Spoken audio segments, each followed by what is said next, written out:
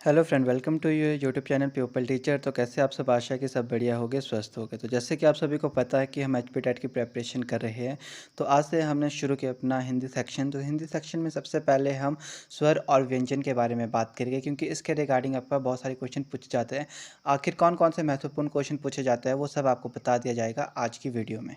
तो आज की वीडियो का सबसे पहला क्वेश्चन आपके पास जो वर्ण से पूछा जाता है हर साल, हिंदी में कुल कितने वर्ण होते हैं?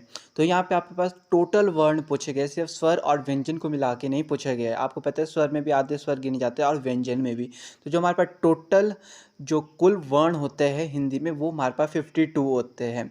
तो इसका सही ऑप्शन है हमारे पास ऑप्शन नंबर ए। ये आपने याद रखना है, क्योंकि बहुत बार ना बच्चे कन्फ्यूज हो जाते हैं कि उनको काउंट करने लग जाते हैं स्वर और व्यंजन। आपके पास जब पूछा जाए तो यहाँ पे कुल पूछा गया टोटल जितने होते हैं, तो वो 52 होते हैं। नेक्स्ट बात करें तो जीभ के आधार पर स्वरों के कितने भेद होते हैं? ऐसे ऐसे क्वेश्चन आपसे पूछे जाते हैं कि जीभ के आधार पर स्वरों के कितने भेद होते हैं। तो 4 भेद होते हैं। उनके नाम वगैरह नहीं पूछा जाता डिटेल में, सिर्फ ऐसा पूछा जाता है कि कितने भेद होते हैं। नेक्स्ट बात करें व्यंजन के कितने भेद हैं। तो जो व्यंजन के हैं मुख्य हमारे पास 2 भेद है, बाकी उनके सब पॉइंट्स होते हैं नीचे के लिए। ये बात भी आपने याद रखना है। नेक्स्ट जो क्वेश्चन पूछा गया है यहाँ पे, वर्णमाला को कितने भागों में बांटा गया है? तो जो वर्णमाला है वो हमारी 2 भागों में बांटी गई है। वो कौन सी है?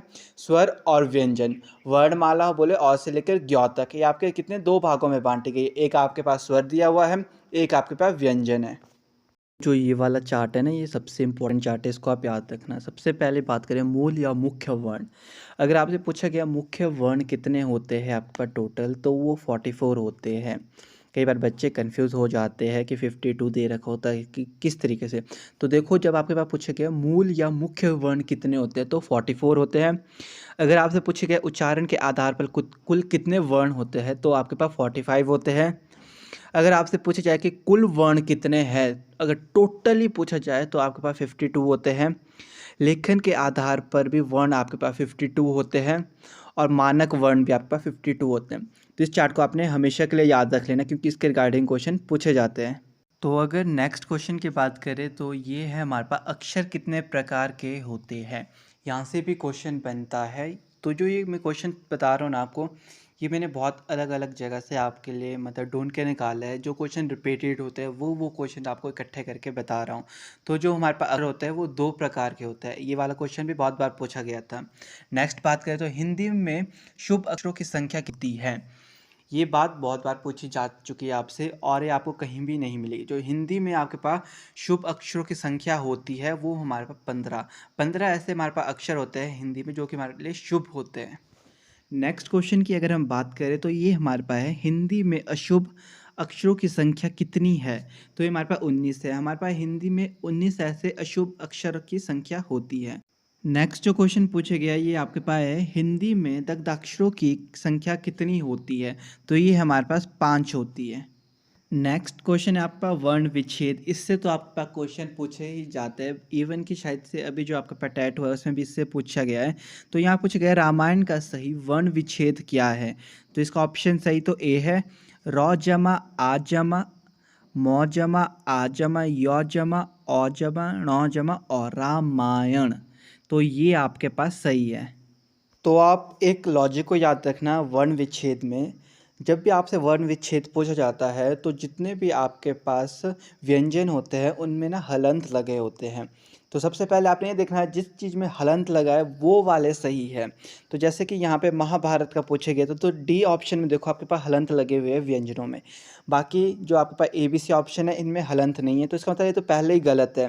ये लॉजिक आपने याद रखना, वरना आपका टाइम वेस्ट ऐसे भी हो जाएगा, क्योंकि ऐसे क्वेश्चन पूछे जाते हैं आपको घुमा फिरा के। तो हलंत लगा होगा तो समझ लेना वो वाली चीज़ आपकी सही है। साथ ही साथ आप एक और रूल का भी याद रखना, अगर आप क्रॉ होता है मतलब क के पाँव में रॉ लगा है, क्रॉ इस तरीके के शब्द होते हैं, वहाँ पे हलंत नहीं लगेगा फिर आपका। मतलब बाकी वर्णों में तो लगेगा जो कि आपके पास व्यंजन है, पर जो क और रॉ होगा उसमें आपके पास फिर हलंत नहीं लगेगा। जैसे कि यहाँ पे आपका ऑप्शन नंबर सही सी आपके पास सही दे रखा है, आ जमा क जमा र जमा म जमा अ जमा ण जमा अ जमा क जमा आ जमा र जमा ई। तो आप देख रहे हो बाकी सब व्यंजनों में तो आपके पास हलंत लगा है, पर क और र में नहीं लगा है। तो इस तरीके का भी आपने याद रखना, अगर आपका क्रॉ होगा तो क और र में हलंत नहीं लगा होगा। नेक्स्ट बात करें तो भारतीय का सही वर्ण विच्छेद करें तो यहाँ पे भ जमा आ जमा र जमा अ जमा त जमा बड़ी ई जमा य जमा अ, ये आपका सही है। तो आपने इन चीज़ों का याद रखना है कि वर्ण विच्छेद किस तरीके से किए जाते हैं। सबसे मेन बात आपका हलंत होता है और दूसरा अगर क्रॉक ऐसा कुछ दिया रखा होगा तो क और र में हलंत नहीं लगते, इस बात को भी आपने याद रखना है। और जब भी आप संधि विच्छेद करते हो तो प्रोनाउंस जब वर्ड को करो तो सही तरीके से करना, ताकि कि आपको पता चले कि किस तरीके से आपको उसको संधि विच्छेद करना है। तो यहाँ पे उपयुक्त का वर्ण विच्छेद करने को बताया गया है, तो आपने देख लेना उ जमा प जमा अ र जमा य जमा उ जमा क जमा त जमा अ। तो इस तरीके से आपका संधि विच्छेद होगा, तो यहाँ पे बी ऑप्शन सही है। 15th जो क्वेश्चन है इसमें भागीरथ का वर्ण विच्छेद करने को कहा है आपको। तो भागीरथ का जैसे कि भ जमा आ क्या आवाज़ आए तो आ आएगा, फिर ग है, फिर ग में देखो कौन सी मात्रा पड़ी है बड़ी की, तो बड़ी ई लगेगा, फिर र है, फिर अ की आवाज़ आ रही है, फिर थ, फिर अ। इस तरीके से आपने याद रखना है। और अगर आपका व्यंजनों में कई बार ऐसा होता है कि सिर्फ व्यंजनों में हलंत लगे होते हैं, बाकी ऐसा भी आ जाता है कि एक ही ऑप्शन में आपके पास हलंत लगे होंगे, बाकी सब में नहीं लगे होंगे, तो ये वो वाला ऑप्शन आपका सही होगा जिसमें आपके पास हलंत लगे हुए हैं। तो नेक्स्ट क्वेश्चन भी आपके पास वर्ण विच्छेद से ही आए हुए, जैसे कि बिल्ली।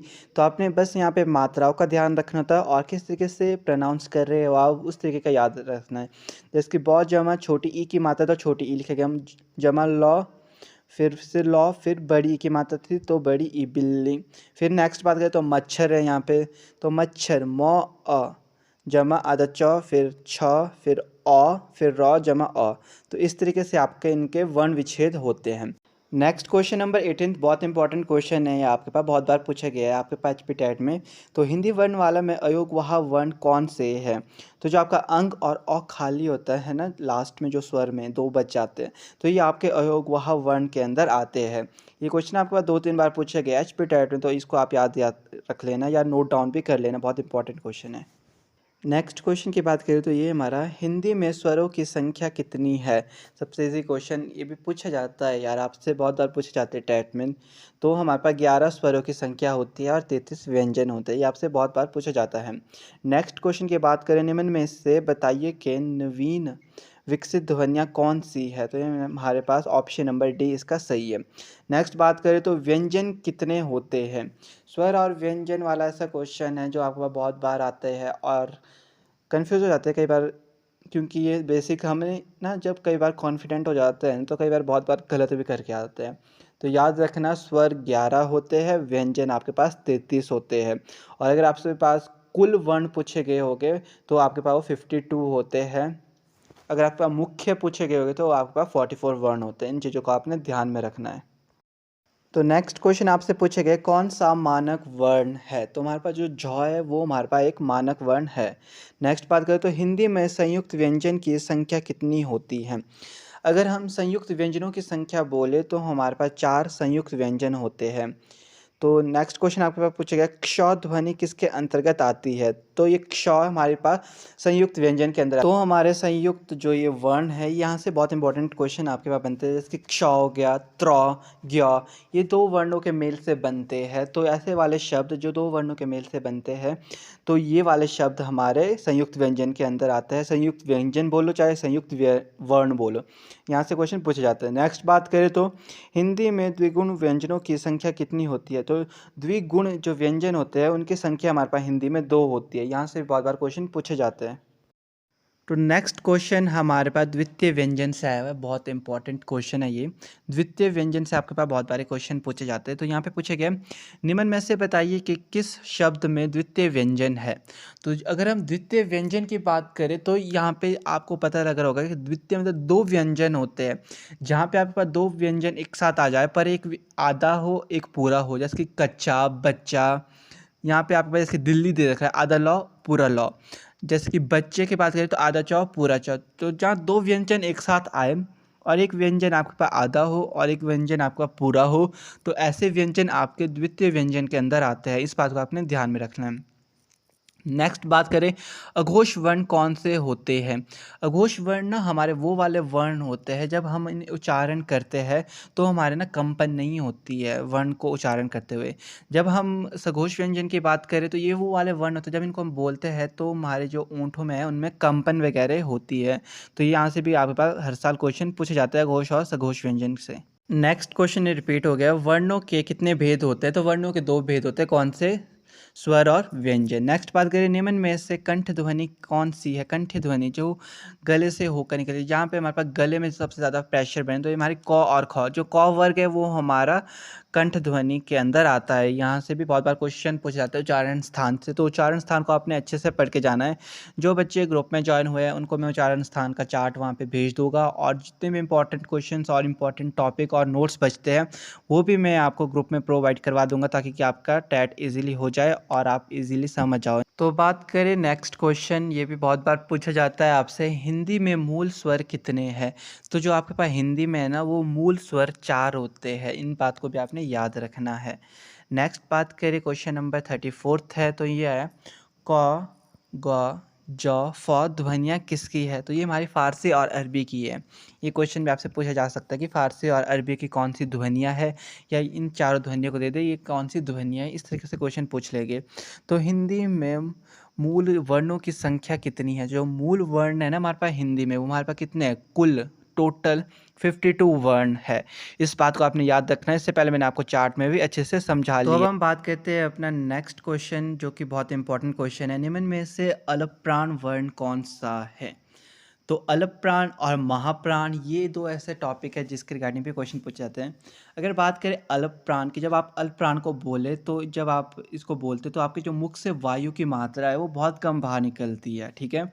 जब भी आप क को उच्चारण करोगे तो देखना जो आपकी वायु की मात्रा है बाहर की तरफ वो बहुत कम निकलेगी। और अगर हम महाप्राण की बात करें, महा से ही पता चल रहा है जब आपको थोड़ा ज़्यादा एफर्ट्स करना पड़ेगा। जब आप ख की बात कर रहे हो ख, तो जो आपकी वायु की मात्रा है वो बहुत अधिक बाहर की तरफ निकलती है।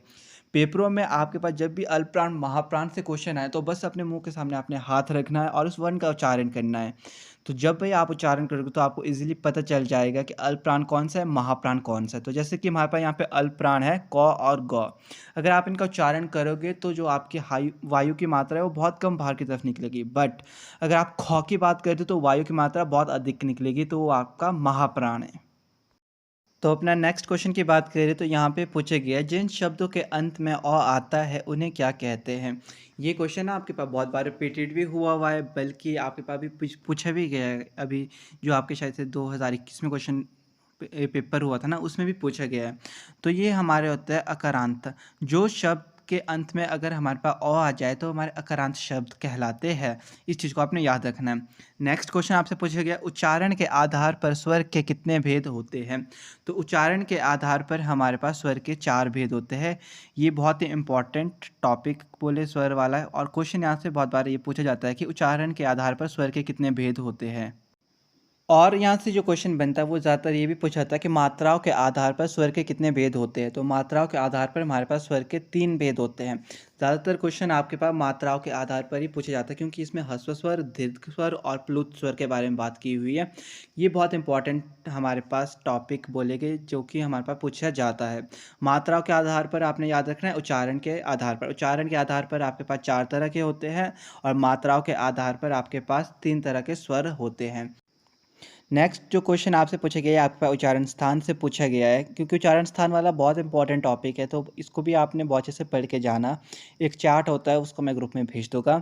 निम्नलिखित में से कौन सा वर्ण उच्चारण की दृष्टि से दंत नहीं है। जो शब्द आपके दांत को टच ना करे तो वो कौन सा नियम। जो आपके पास तौ वर्ग है ना वो सारा का सारा आपके पास दंत के अंदर आता है। तो जैसे त थ ध ध न, तो जो ट है वो आपका दंत जो वर्ण है उसके अंदर नहीं आता है, तो यहाँ पे सही ऑप्शन है हमारे पास टॉक। नेक्स्ट क्वेश्चन ये भी आपका उच्चारण स्थान से ही है। यहाँ पे आपके पास पूछा गया है कि घ का उच्चारण स्थान कौन सा है। तो जो हमारा क वर्ग है वो कंठ के अंदर आता है, तो यहाँ पे हमारा सही ऑप्शन है ऑप्शन नंबर बी। नेक्स्ट बात करें तो जाति के आधार पर स्वर कितने प्रकार के होते हैं। तो ये हमारे पास 2 प्रकार के होते हैं। एक आपके पास जाति के आधार पर पूछा जाता है, एक आपके पास उच्चारण के आधार पर पूछा जाता है, और एक आपके पास मात्राओं के आधार पर पूछा जाता है। तो इनको आपने याद रखना है। तो अगर हम नेक्स्ट क्वेश्चन की बात करें तो ये आपके पास व्यंजन से रिलेटेड क्वेश्चन पूछा गया है। निम्नलिखित में से एक स्पर्श व्यंजन है। आपसे पूछेगा कि निम्नलिखित में स्पर्श व्यंजन कौन सा है। तो आपको मैं बता दूं, स्पर्श व्यंजन के अंदर आपके पास क वर्ग आता है, ट वर्ग आता है, त वर्ग आता है और प वर्ग आता है, साथ ही साथ ह आता है। तो यहाँ पे जैसे ह है वो हमारा स्पर्श व्यंजन है। जब बात करें हम लौ की, ये हमारा पार्श्विक व्यंजन है, पार्श्विक सॉरी, जो हमारा लौ है वो हमारा पार्श्विक व्यंजन के अंदर आता है। जब हम छ की बात करें तो ये हमारा जो स्पर्श संघर्षी व्यंजन के अंदर आता है। जो हमारा चौ वर्ग है वो सारा का सारा हमारा स्पर्श संघर्षी व्यंजन के अंदर आता है। जब हम बात करें इसकी शौ की तो ये हमारा आता है संघर्षी व्यंजन के अंदर। तो बस आपने इतना याद रखना, स्पर्श जो व्यंजन है उसके अंदर आपका क वर्ग आएगा, ट वर्ग, त वर्ग, प वर्ग और साथ ही साथ ह आता है। नेक्स्ट क्वेश्चन, ये भी बहुत इंपॉर्टेंट क्वेश्चन है आपका। उच्चारण के समय जीभ की स्थिति के अनुसार स्वरों के कितने भेद किए गए हैं। तो आपके पास 3 भेद किए गए हैं। ये वाला क्वेश्चन भी पूछा जाता है कई बार आपसे। तो नेक्स्ट जो इस वीडियो का लास्ट क्वेश्चन है वो आपसे पूछा गया, जीभ के आधार पर स्वरों को कितने भागों में बांटा गया है। तो हमारे पास 3 भागों में बांटा गया है। तो यहाँ पे गलती से मेरे पास शायद से ऑप्शन नंबर ए में टिक लग गया है, बट इसका जो सही ऑप्शन है वो है ऑप्शन नंबर सी, क्योंकि जीभों के आधार पर हमारे पास 3 भागों में स्वरों को बांटा गया है। तो आज की वीडियो में बस इतना ही। अगर वीडियो अच्छी लगी होगी, हेल्पफुल लगी होगी तो प्लीज़ वीडियो को लाइक शेयर कर देना और साथ ही साथ चैनल को भी सब्सक्राइब कर देना।